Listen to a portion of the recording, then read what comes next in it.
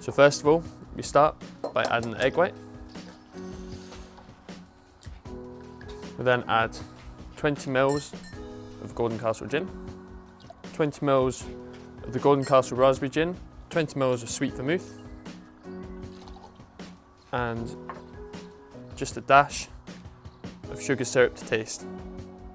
We're then going to close up the tin and give it a dry shake.